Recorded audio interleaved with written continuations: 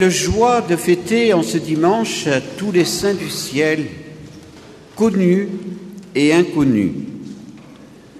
Pensons tout particulièrement à ceux qui nous ont donné la vie et qui nous ont transmis la foi. Plusieurs membres de nos familles sont déjà au ciel. Ils contemplent la gloire de Dieu.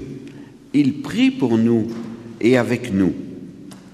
Demain, nous prierons pour les autres membres de nos familles qui sont encore au purgatoire.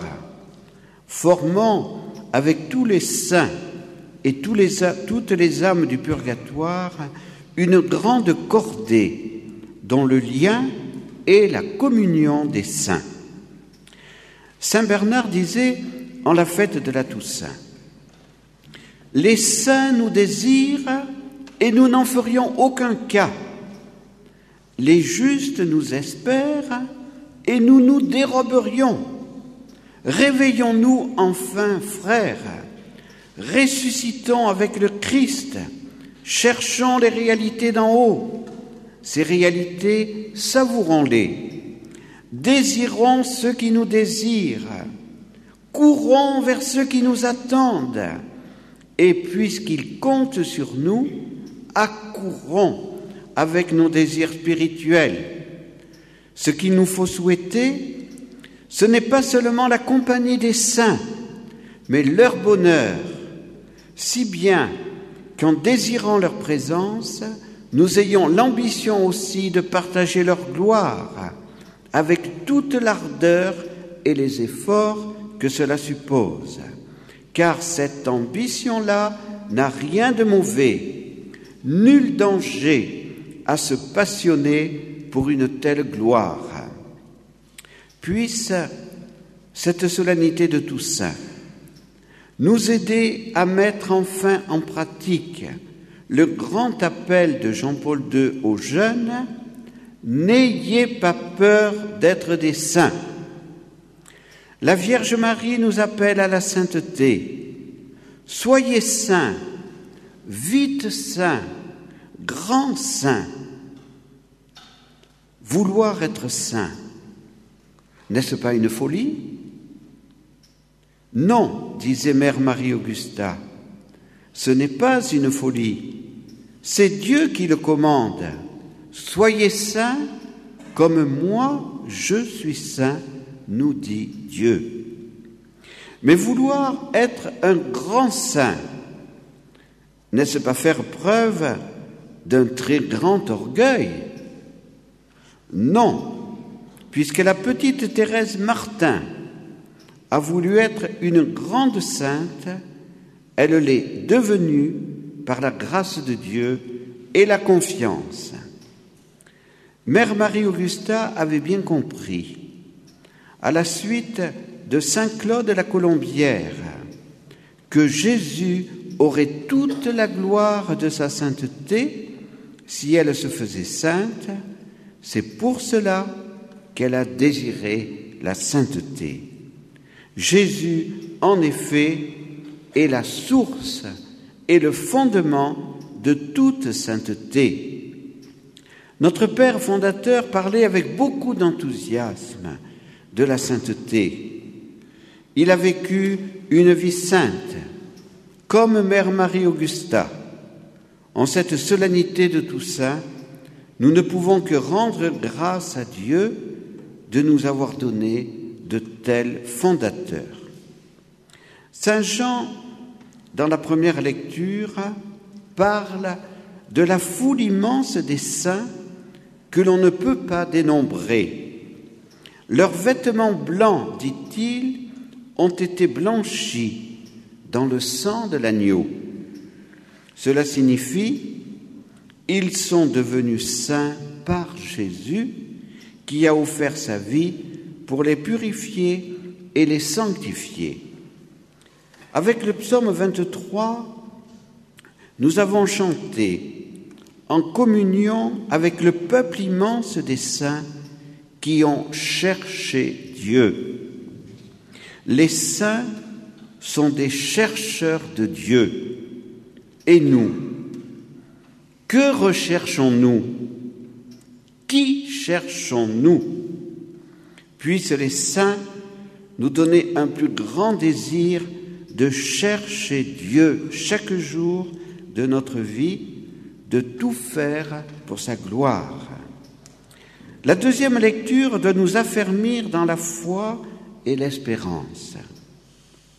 Bien-aimés, écrit saint Jean, nous sommes dès maintenant enfants de Dieu. Témoignons avec plus de joie et d'enthousiasme de notre filiation divine. Nous rendons-nous compte de la grâce qui nous a été faite au jour de notre baptême. Nous sommes devenus réellement enfants de Dieu. L'évangile de la Toussaint et l'évangile des Béatitudes. Ne cessons pas de nous émerveiller en découvrant la personnalité des saints qui se sont efforcés de vivre les béatitudes et d'imiter ainsi Jésus et la Vierge Marie. Saint François et Sainte Claire sont les saints de la joie par la pauvreté volontaire. Saint François de Sales et Saint Jean Bosco, les saints de la douceur. Sainte Monique a vécu la 3e béatitude en pleurant pour son fils pécheur Augustin, dont elle a obtenu la conversion. Sainte Thérèse de l'Enfant Jésus et une multitude d'autres saints ont eu faim et soif de sainteté, la 4e béatitude, bienheureux ceux qui ont faim et soif de la justice.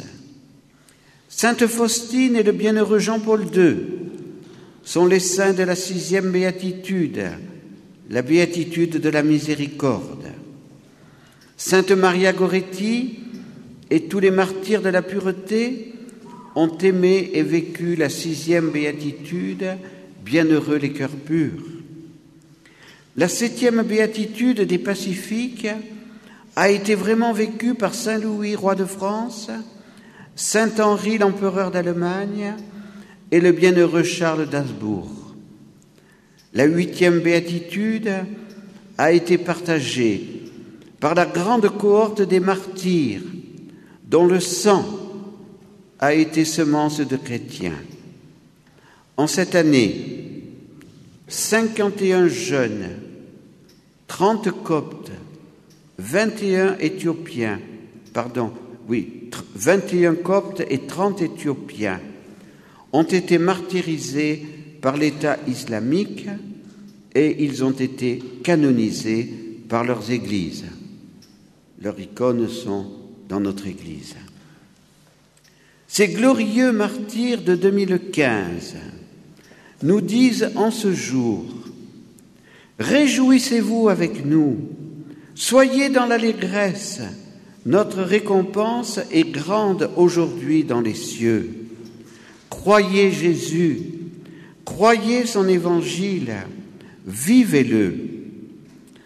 Le 18 octobre dernier, Louis et Zélie Martin ont été canonisés. C'était la première fois dans l'Église qu'un couple était canonisé. C'est une grande grâce pour l'Église et pour la France. La famille chrétienne doit être la première école de la sainteté. Chers parents qui êtes ici présents, marchez sur les traces de Louis et Zélie Martin, qui font la gloire de la France, et entraînez vos enfants à la sainteté. Notre fondateur et Mère Marie-Augusta, ici, à Saint-Pierre-de-Colombier, ont fondé, pour obéir à Dieu, une famille religieuse qui doit être une autre école de sainteté.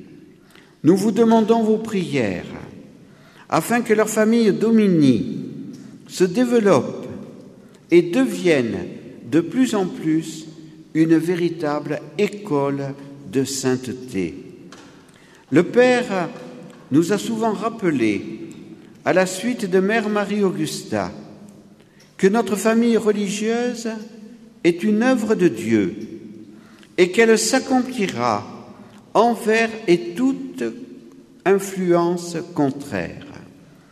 Nous avons besoin de vos prières pour ce développement afin que nous soyons bien fidèles au charisme et à l'esprit de nos fondateurs. L'un et l'autre étaient convaincus que des jeunes chercheraient et découvriraient la voie des apôtres de l'amour.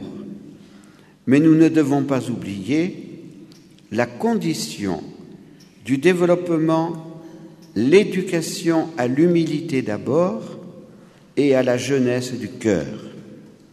Nous sommes heureux d'accueillir des jeunes, mais nous sommes plus heureux encore de voir les jeunes grandir dans l'humilité et la jeunesse du cœur. Alors, bien chers jeunes, qui concluez cette session, ne jouez pas les saints, ne cherchez pas le védétariat, mais soyez saints en vérité. Nous serons étonnés, au jour du jugement dernier, de découvrir la grande sainteté de ceux dont les médias n'ont jamais parlé et ne parlent pas. Qui parlait de Jésus, Marie et Joseph à Nazareth? La Sainte Famille était méconnue et même méprisée par beaucoup. Imitons Jésus, Marie et Joseph. Imitons tous les saints du ciel et soyons ce que nous devons être pour mettre le feu de l'amour dans le monde.